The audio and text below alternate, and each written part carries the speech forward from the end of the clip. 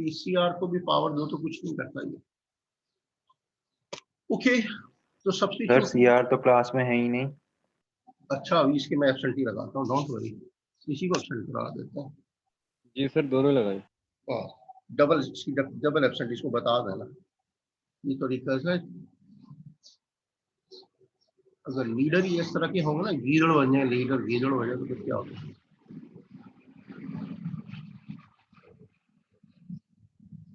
चलो, तो इसका डेरिवेटिव क्या हो जाएगा, 1/3 times cos x/3 dx।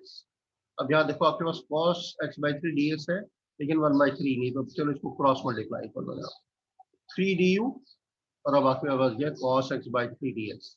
So you can replace cos x/3 dx, जो आखिर में दो वैल्यूज हैं, it can be replaced by 3 du, and sin x/3 can be replaced by u. So अब आपका पूरा ये difficult question now has been reduced to u power 5 and 3 du. 3 is a constant, take it outside, simple function u power 5 du, integrate करोगे u power 6/6 हो जाएगा, इसको simplify करें तो ये 1/2 आ जाएगा, u power 6, and replace u, the u value is sin x/3 power 6 plus c, that is your answer।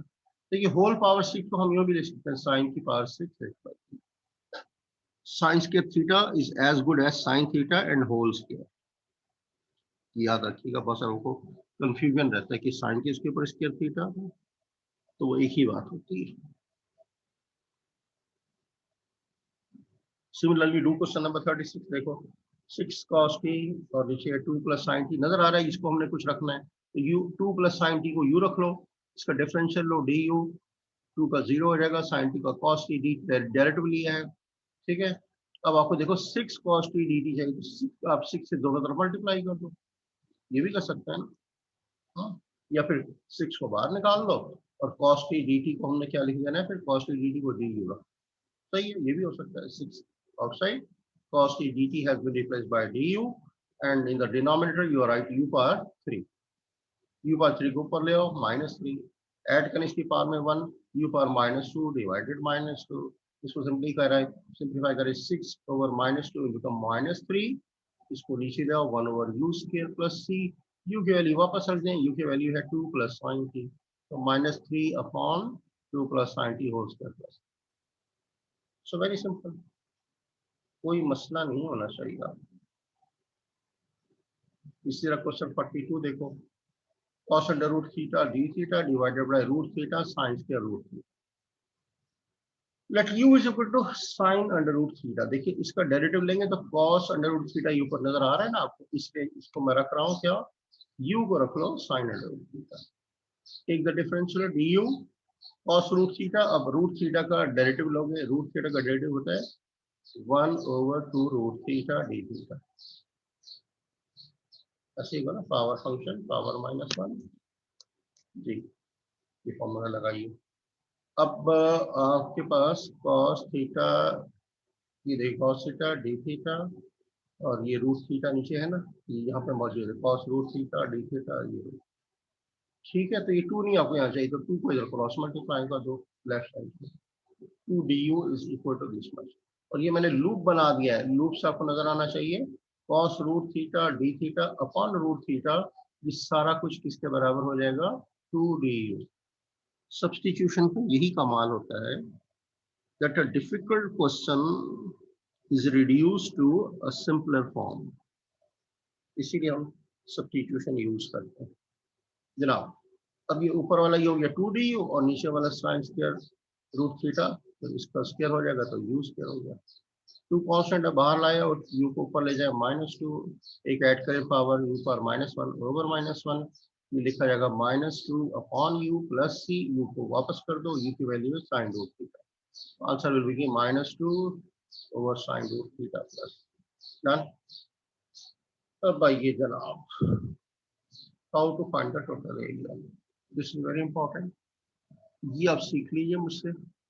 अब यहाँ पर हमने डेफिनेट इंटीग्रल लगाना है, यहाँ पे लिमिट्स होंगी, ठीक है, इसका तरीका देख लो। To find the total area between the graph of hypotenuse fx and the x-axis over the interval AB analytically, do the following steps. Number 1, partition A B, ये जो इंटरवल है, इस इंटरवल को पार्टीशन करना है with zeros of the function है। ये zeros of the function क्या होता है, इसमें y को जीरो रख दें और x की वैल्यूज निकाल लें, डिफरेंट इंटरवल्स आपको मिलेंगे। ठीक है, next is integrate the function f over each सब इंटरवल।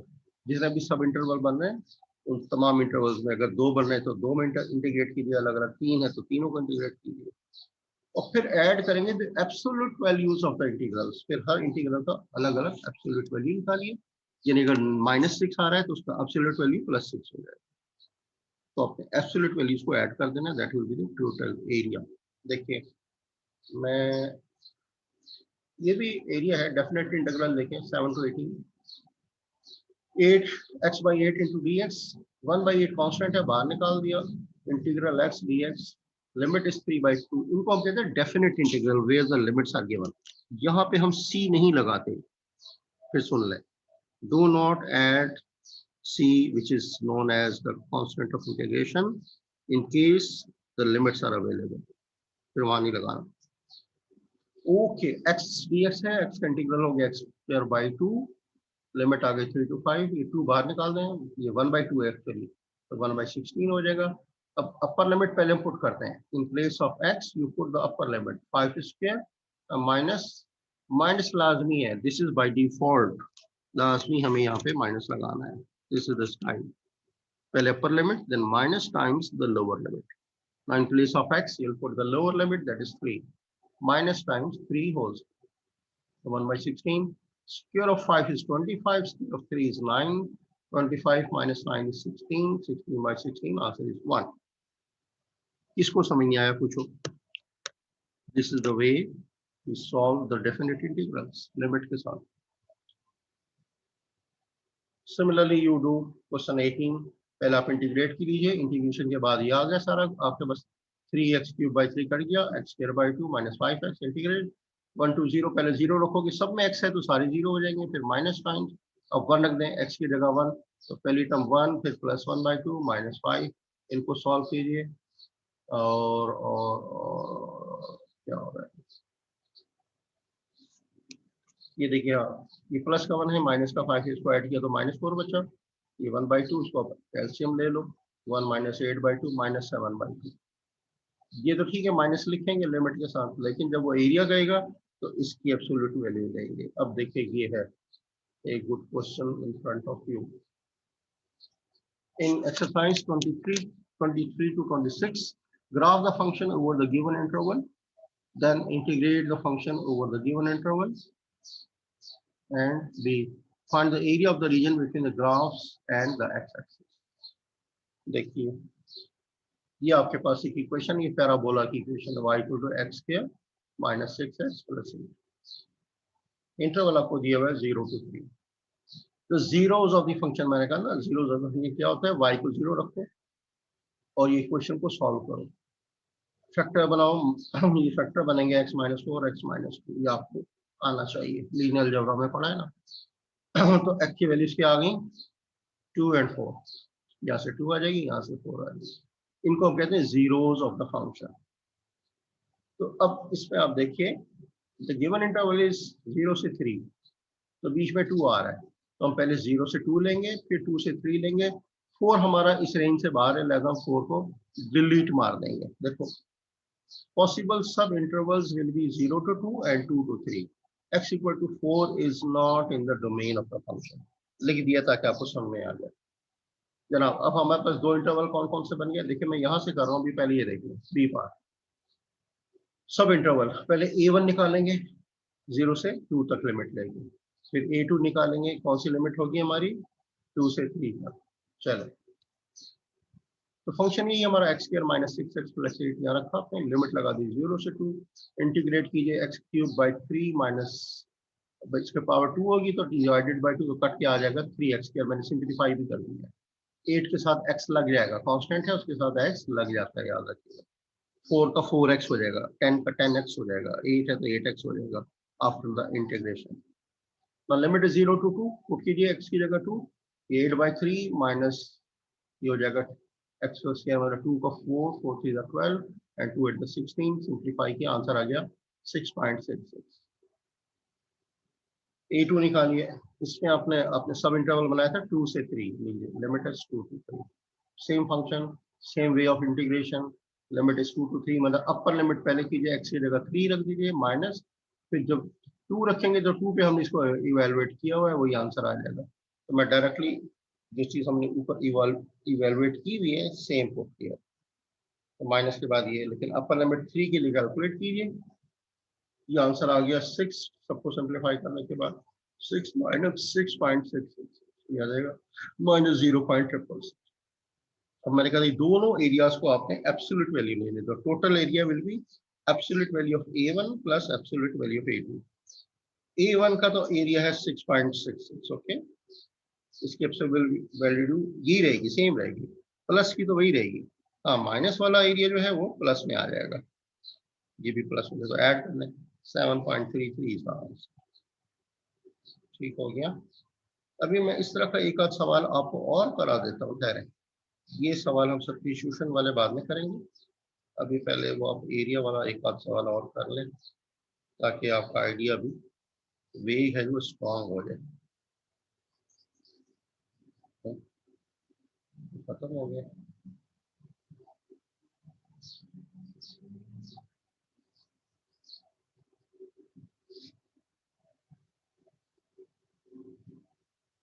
बहरहाल इस चीज को आप सामने रखिए।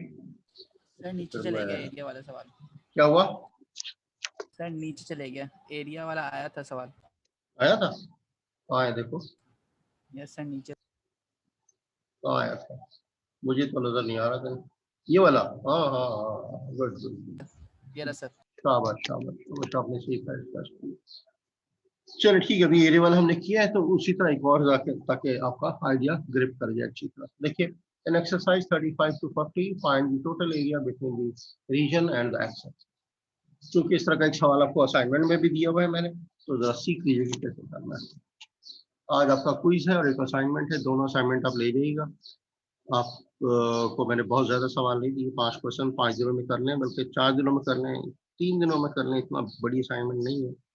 एंड अर्ली पॉसिबल टाइम में सबमिट करा दें, early submission is not forbidden to you, लेकिन लेट करोगे तो फिर आखिर में मालूम आपके साथ कोई मसला और भी आ गया, फिर रह गया, फिर ये हो गया, फिर वो हो गया, फिर there are so many lame excuses. Don't wait for the last moments, एक काम करना है तो डू इट इन टाइम, बल्कि बिफोर टाइम भी आप कर सकते हैं, इस पर तो पाबंदी नहीं है।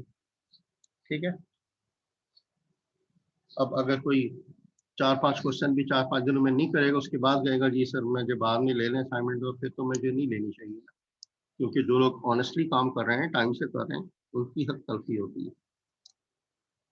Okay, coming to this question, in exercise 35 to 40, find the total area between the region and the x-axis। बहुत आसान है। इस पूरे फंक्शन को, और ये इंटरवल आपको दिया 0 से 2, इसको ऐसे ही 0 2 लिख के स्क्वायर ब्रैकेट में लिख दें, द सेम वे, ये कहलाता है interval. The zeros of the function क्या करते हैं, y को 0 रखिए, इक्वेशन को हल कीजिए। हमने सबसे पहले क्या कॉमन है, x को कॉमन निकाल दिया, अब अंदर क्या बचा, x square minus 3x plus 2, इसको आप फैक्टराइज कर दें बाय फैक्टराइजेशन। आपको पता है -3 को -2 और -1 लिखेंगे तो ऐड करके -3 आ जाएगा, मल्टीप्लाई करके +2 हो जाएगा। The factors will be x minus 1 and x minus 2. So the whole function is now reduced to 3 factors, x minus 1, x minus 2 equal to 0. So either x is 0 or x is equal to 1 or x is equal to 2. ठीक है ना, ये 3 चीजें आ गई, ये zeros हैं। अब हमारा इंटरवल कहाँ से शुरू हो रहा है, 0 से, तो उसके बाद नेक्स्ट इमीडिएट वैल्यू क्या आ रही है, 1, फिर 1 से 2, तो आपके पास 2 इंटरवल बन गए। दिस सब intervals are 0 to 1 and 1 to 2। इसके आगे तो हम जाएंगे भी नहीं, अगर 3 या 4 भी आ जाता तो वो बियॉन्ड द इंटरवल हो जाता, वो हम नहीं लेंगे। So we have now got our 2 sub intervals, the function is same, तो y into dx आप लिखिएगा। एरिया निकालने का तरीका ये होता है, y into dx, 0 to 1, limit लगा दिया, इंटीग्रेट कर दें x4/4, इसका हो जाएगा 3x क्यूब बाई 3, वो 3 से 3 मैंने कैंसिल कर दिया, सिंप्लीफाइड भी कर दिया, तो x क्यूब आ गया, 2x square, 2x square by 2 आएगा, 2 से 2 सिंप्लीफाई कर दिया मैंने, तो x स्क्वायर हो गया। लिमिट इज 0 to 1, 1 पुट कर दें, तो 1/4 -1 +1, 1 से 1 कट गया, 1/4 इज आंसर।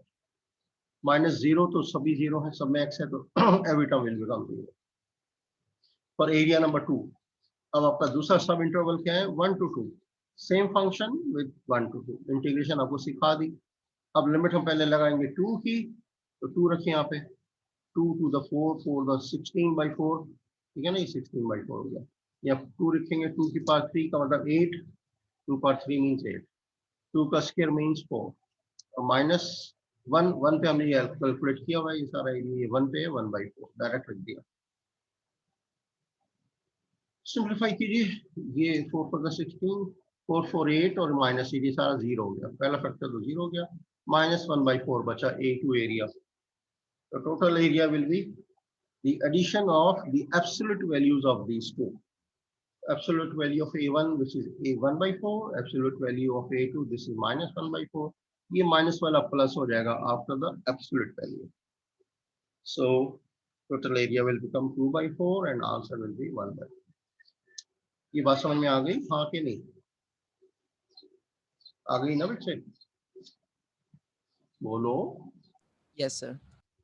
अब आइए। यस सर, आगे समझ। शाबाश शाबाश, बिल्कुल बच्चा एक्टिवली पार्टिसिपेट करें। देखिए ये सब मैंने बैठ के आप लोगों के लिए किया है, अपने लिए तो नहीं कर रहा हूँ ना मैं।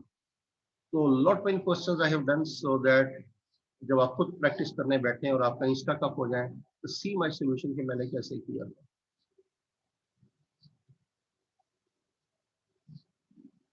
Well, this is exercise number 4.7 and page is 33 है।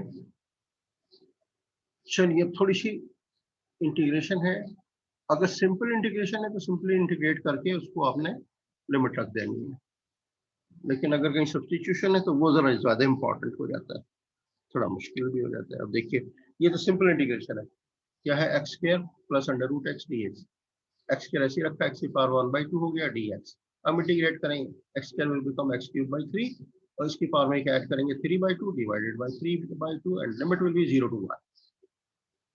x³ प्लस इसको उल्टा कर देंगे, ऊपर टर्म आएगी तो 2/3 हो जाएगा, x पावर 3/। सिस्टमेटिकली चलते जाए, कोई मसला नहीं आता।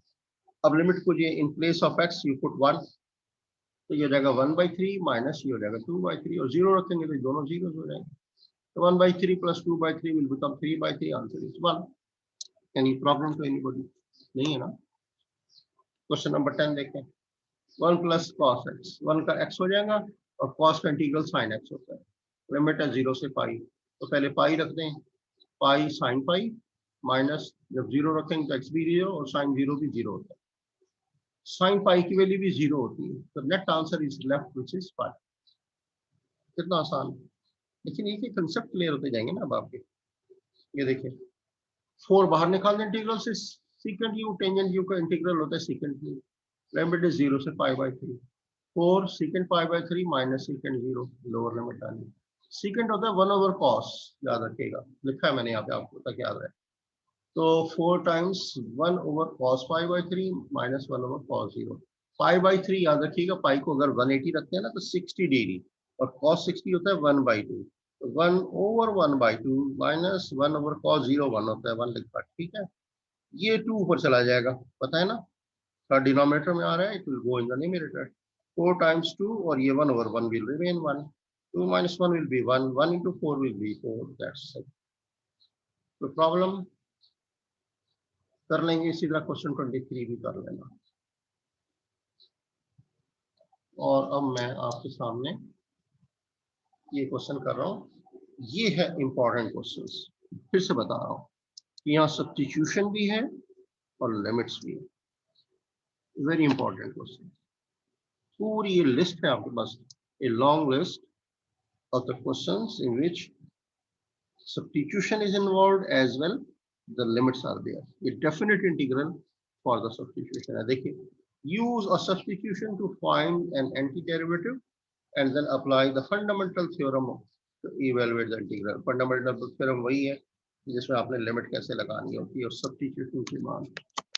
चलिए जनाब देखिए, मुश्किल दुनिया में कुछ नहीं होता, जब तक कुछ समझ नहीं आता तो मुश्किल है, जैसे समझ में आ गया वो आसान। मेरा मकसद क्या है, आपके सामने क्वेश्चन को सॉल्व किया है, मैं इसको एक्सप्लेन कर रहा हूँ, आपसे पूछ रहा हूँ कोई चीज़ समझ नहीं आ रही, फिर पूछो फिर बताऊंगा, फिर पूछो फिर बताऊंगा। मगर जो लोग सुन ही नहीं रहे, वो समझते हैं हम ये रिकॉर्डिंग और क्वेश्चन खुद से पढ़ के कर लेंगे, तो दे आर मिस्टेकन। इतना आसान नहीं होता। Anyhow, choice is yours. Okay, doing this question is a very important question, और सुनते जाना। आप देख रहे हैं कि अंडर रूट के अंदर जो टर्म आती है ना, इसको हम सब्स्टिट्यूट कर देते हैं नॉर्मली, लेकिन ये देखो कि उसका डेरिवेटिव है या नहीं। तो let u is equal to 2t square plus 8, ये मैंने जो अंडर रूट के अंदर टर्म की वो लिखी है। और इसका du निकालो, इसके नीचे लिखना है, डेरिवेटिव हम निकालते हैं ना du, क्या होगा 2 to the 4 t dt। अब आपको यहाँ पे सिर्फ t और dt है, तो आप 4 से डिवाइड कर दें, 4 इधर आ गया, du by 4, and t dt ये जो न्यूमरेटर में है, now it will be replaced by du upon 4। एक चीज हो गई। अब आइए, लिमिट भी चेंज होंगी, याद रखिएगा। ये लिमिट्स जो है वो t के लिए है, सारा वेरिएबल क्वेश्चन का क्या है, t है। These limits -1 to 2 they are for the variable t। अब याद रखिएगा, हम लिमिट नीचे वाली को पहले पढ़ते हैं, लोअर लिमिट फिर अपर लिमिट, याद रखना। तो लिमिट हम जब पढ़ेंगे तो कहेंगे -1 से 2 तक लिमिट है ये, कुछ उल्टा पढ़ते हैं, 2 से -1 ऐसा नहीं पढ़ा जाएगा। First you pronounce the lower limit from here -1 and to the upper limit, that is 2. Okay, now we are to change the limits as well. Remember, बहुत से लोग चेंज नहीं करते, चेंज करना जरूरी है, चेंज करना लिमिट को बहुत जरूरी है। देखिए कैसे चेंज होगा। ये t है नीचे वाली -1, तो लिखा हूं मैं when t is -1, इसी सब्स्टिट्यूशन से निकालेंगे आप, t को -1 रख दिया, 2 टाइम्स -1 का स्क्वायर प्लस 8, ये ना हमारा u इसके बराबर, तो मैंने लिखा then u is equal to 2 times -1 का स्क्वायर प्लस 8, -1 का स्क्वायर प्लस हो गया, तो 2 + 8 विल बी 10। अब -1 की जगह मेरी लोअर लिमिट क्या बन जाएगी, 10, याद रखते हैं, ठीक है। अब 2 रख के देखते हैं हम, when t is 2 then u is 2 into 2 का स्क्वायर प्लस 8, 2 का square 4, 4 to the 8, 8 plus 8 is 16, then the upper limit 2 की जगह अब हमारा आंसर क्या आ गया, 16। कहा था ना, when t was 2 then u is 16, when t was -1 then u was 10, तो -1 पे हमारा u की वैल्यू आ गई 10, और 2 की जगह हमारी u की वैल्यू आ गई 16। This is very important step. Be careful while expressing your limits according to your new variable. पहले वेरिएबल हमारा क्वेश्चन का t में था, now the variable has been changed into u, and so the limits we have also changed according to the variable u. ये अब limit भी u की है 10 से 16 तक। आइए 1/4 यहाँ से जो है आ रहा है, du के नीचे 4 है, तो 1/4 एक्चुअली, इसको बाहर निकाल दें। u की पावर अब ऊपर ले आए तो ये नीचे अंडर रूट में था, ऊपर आके -1/2 हो जाएगी, ठीक है। सिंप्लीफाई करने का, अब इंटीग्रेट करना है, क्या, ऐड 1 to its पावर, तो u पर हाफ डिवाइडेड बाई हाफ, ये 2 बाहर आएगा तो 2/4 हो जाएगा, u पर half means under root u, and limits are from 10 to 16, 2/4 will become 1/2, u under root 16 पहले अपर लिमिट लिखिए 16 माइनस और द लोअर लिमिट 10, क्या आएगा जी, the square root of 16 will become 4 and minus under root 10. अब अगर आप इसको multiply कर दें, this will become 2 minus under root 10/2, should be your answer. Okay, anything not clear to anybody? पूछ लो भाई, मैं पढ़ाए जा रहा हूँ, आप तो सुन रहे नो हैं। Sir, all clear sir. All clear, शाबाश, I'm very happy to listen from your mouth. Okay, is Thank one you. more. Let me make more clear this idea. देखिए, I'm now attempting question number 34. Here the limits are from 2/3 to pi, and the question is tangent cube x/4 secant square x/4 dx. तो मैं देख रहा हूँ कि अगर tangent का derivative ले तो सीकेंट स्क्वायर हो जाता है, तो मैं टेंजेंट x/4 को u रख रहा हूँ। ओके, सेलेक्ट टेंजेंट x/4, इसकी पावर को छोड़ दिया करें, बस इसको देखेंगे और इसका डेरिवेटिव आ जाएगा हमारे पास। फाइंड इट्स डेरिवेटिव, डिफरेंशियल निकालिए, u का डेरिवेटिव क्या हो जाएगा, du, टेंजेंट का हो जाएगा सीकेंट स्क्वायर x/4 और एंगल का डेरिवेटिव हो जाता है 1/4, ये जरूरी होता है। ठीक है, अब जनाब ये 4 हमें नहीं चाहिए, यहाँ पर इसको क्रॉस मल्टीप्लाई कर दें, 4 du और सीकेंट स्क्वायर x/4 dx, ये देखें आप ये दो जो टर्म है ना हमारे पास इंटीग्रल में, तो secant x square by 4 dx, this will be now replaced by 4 du। अच्छा, अब ये तो हो गया सब्स्टिट्यूशन और इसका डिफरेंशियल हो गया।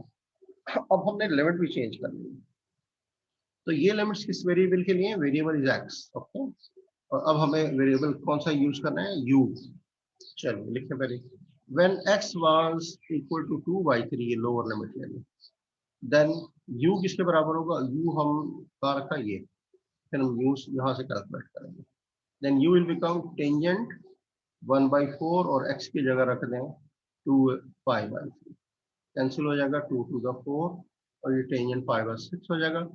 टेंजेंट π/6 का मतलब 30 डिग्री, ठीक है, टेंजेंट 30 डिग्री, और अगर आप देखिएगा तो ये 1/√3 होगा, ठीक है, tangent 30। Then when x is pi, ये अपर लिमिट लेंगे, x की जगह पाई रखो, ये रिलेशन है हमारा सब्स्टिट्यूशन का, ये रिलेशन, व्हेन x